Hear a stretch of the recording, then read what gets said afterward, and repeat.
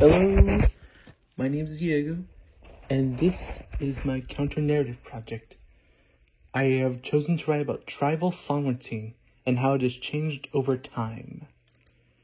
Tribal sovereignty is the tribe's right to govern themselves, the ability to form laws, regulate activities, form an economy, and tax members of the tribe.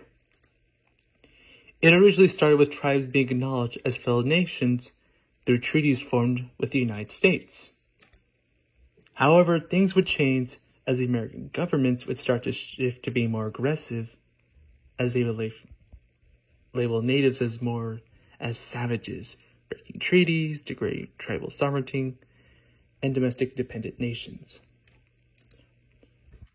Education plays a very big role in tribal sovereignty by educating younger children of their culture and assisting them with their identities.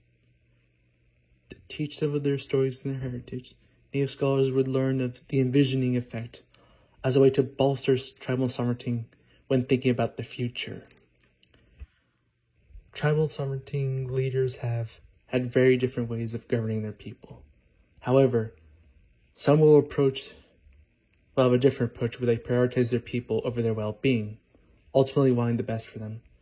They struggle due to the past historical traumas and have a hard time with people struggling with change. But one of them is using the catered change model to plan for the future.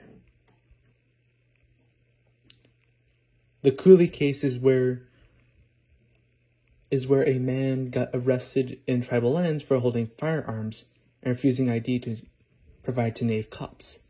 This is an important case as it shows it was possible for tribal sovereignty to win a court case by looking for treaties from a long time ago, allowing tribes to protect themselves from the court cases.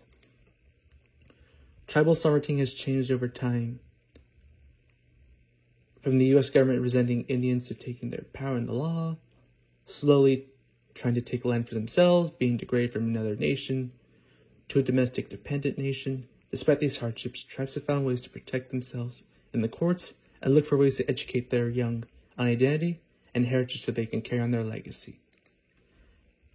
While the future remains a mystery, tribal sovereignty has shown to be resilient in combating a system that constantly antagonizes them. While unity is difficult to achieve, it can help in increasing tribal power and look for ways to win court cases to be detrimental to protecting tribes from hostile individuals and improving tribal power.